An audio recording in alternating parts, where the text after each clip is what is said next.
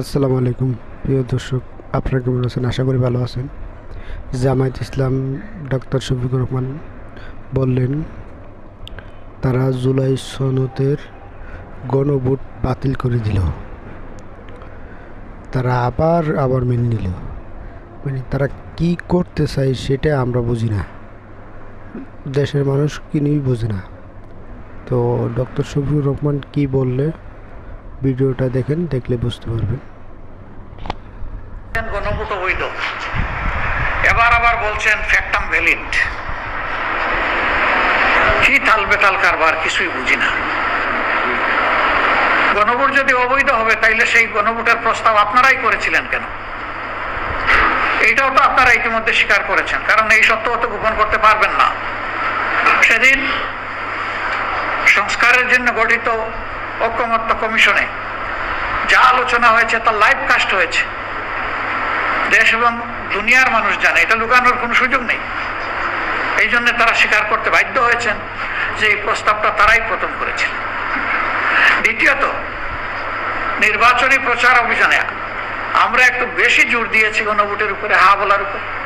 ওনারাও কথা বলেছে, ভোট চেয়েছে হার পক্ষে। তাহলে এখন এসে আপনারা অবৈধ বলছেন। তাদের মধ্যে দুই একজন বলে ফেলেছেন এটা নির্বাচনের সময় কিছু কথা বলতে হয়। হোয়াট ডাজ ইট মিন? এর অর্থ হচ্ছে এইভাবেই জনগণকে ধোঁকা দিতে হয়। আমরা সেই ধোঁকা প্রতারণার রাজনীতিতে বিশ্বাস করি না, আমরা এটাকে প্রত্যাখ্যান করি এবং ঘৃণা করি। প্রিয় দেশবাসী, এভাবেই সংসদ অধিবেশন ডাকা হলো। নির্দিষ্ট 30 দিনের সময়সীমার ভিতরে ডাকতে হবে এবং আদেশে একই সাথে এটাও বলা ছিল যে পদ্ধতিতে সংসদ অধিবেশন ডাকা হবে একই পদ্ধতিতে একই সময়ে সংস্কার পরিষদের অধিবেশনও ডাকতে হবে। পদ্ধতি পরিষ্কার। প্রধানমন্ত্রী যিনি হবেন, সংখ্যাগরিষ্ঠ দলের যিনি নেতা হবেন, সেই প্রধানমন্ত্রী বিদ্যমান রাষ্ট্রপতিকে লিখিত অনুরোধ জানিয়ে দুটি অধিবেশন ডাকার আহ্বান জানাবেন। তিনি একটি ডাকলেন, আরেকটি ডাকলেন না। এইখানেই তিনি তার দায়িত্ব পালনে ব্যর্থতার পরিচয় দিয়েছেন। সংকট প্রথমে উনাদের শপথ না নেওয়ার মধ্য দিয়ে সূচনা, এরপরে সংসদ অধিবেশন না ডাকার মধ্য দিয়ে তার সুলকলা পূর্ণ। এরপরে আপনারা দেখেছেন একেবারে শেষ প্রান্তে গিয়ে মার্চ মাসের 12 তারিখ অধিবেশন ডাকা হলো। হাতে থাকলো 2টি দিন, সেই 2টি দিন আবার ছুটির দিন। আল্লাহ তাআলার মেহরবানি, ফেব্রুয়ারি মাসটা 28 দিনে হওয়ার কারণে একটা দিন আমরা শেষমেশ পেয়ে গেলাম 15 তারিখ। সেই দিনেই আমরা নোটিশ মুভ করলাম। নোটিশ আলোচনার জন্য স্থির হলো যে এই নোটিশের উপরে আলোচনা হবে। আলোচনা হলো, তারপরে সরকারি দল তাদের 2/3 মেজরিটির বলে তারা এটাকে নাকচ করে দিল। শেষ পর্যন্ত স্পিকার এটাকে টকড আউট করে দিল। আমরা খুব আশাহত হলাম। স্পিকার তার প্রথম দিনের ভাষণে বলেছিলেন তিনি এখন কোনো দলের নন, তিনি গোটা জাতির অভিভাবক, এই সংসদের অভিভাবক, সেই হিসাবে তিনি নিরপেক্ষ ভূমিকা পালন করবেন। কিন্তু আমরা এখানে নিরপেক্ষ জাজমেন্ট পেলাম না পাওয়ার কারণে সংসদ থেকে আমরা মনের কষ্ট নিয়ে এবং জনগণের দেওয়া দায়িত্ব পালন করি।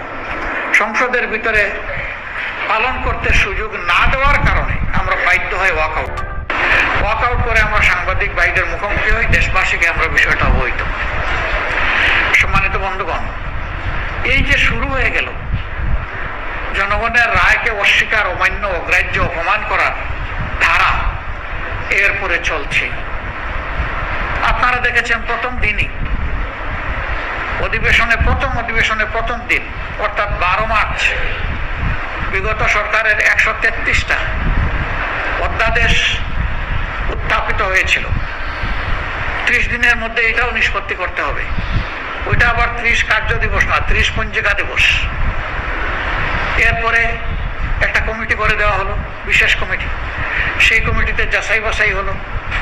যাচাই বাছাই করে আমাদের যারা বিরোধী দলীয় প্রতিনিধি ছিলেন তারা বুঝতে পারলেন যে যে জায়গায় সংবিধানের বর্তমান অবস্থানকে পরিবর্তন করার জন্য অধ্যাদেশ জারি হয়েছে সেই জায়গাগুলো বিএনপি বদলাতে চায় না, অর্থাৎ ওই জায়গাগুলো রেখে দিয়ে ফেসিবাদী কায়দায় তারা হয়তো দেশ চালাতে চায়।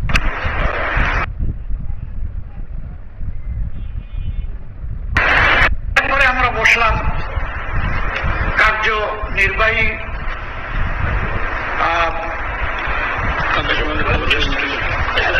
কার্য উপদেষ্টা কমিটির বৈঠকে বসলাম, স্পিকার সাহেবের সভাপতি। সেখানে কথা হলো, তারা চাইলেন যেগুলা তাদের পছন্দ না এগুলো ল্যাপস করে দেওয়া, আলোচনায় আনবেন না। আমরা বললাম তা আমরা মানব না। 133টা সংসদে উত্থাপিত হয়েছে, এটা সংসদের প্রপার্টি, সংসদেই আলোচিত হতে হবে। এরপরে তার ভাগ্যে যেটা হবে, আপনারা যদি যুক্তি যথাযথ যুক্তি আসার পরেও 2/3 বলে কিছু করতে চান করবেন, জনগণ তখন দেখবে, বিচার করবে, কিন্তু সংসদের টেবিলে এটা আনতে হবে।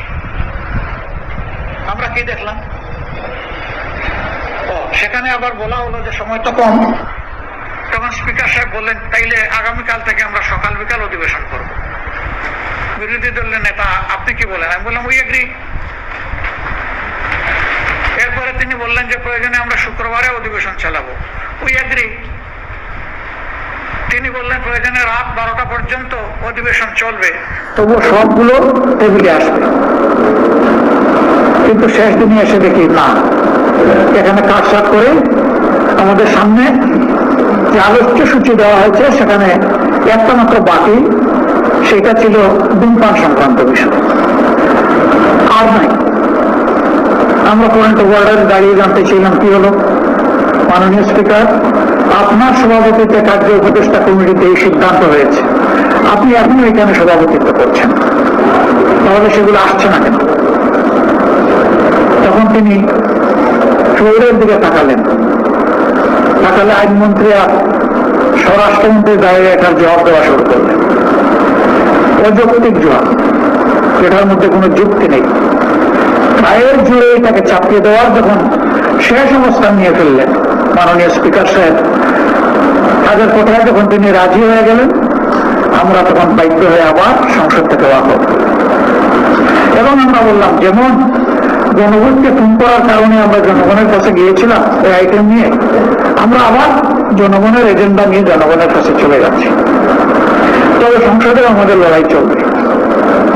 সম্মানিত ভাইয়েরা, আমরা চাই একটা সরকার গঠিত হয়েছে, বিশ্ব যুদ্ধ পরিস্থিতির কারণে বিভিন্ন দেশের মতো আমাদের দেশও আর্থিক সংকটের মুখোমুখি, জ্বালানি সংকটের মুখোমুখি।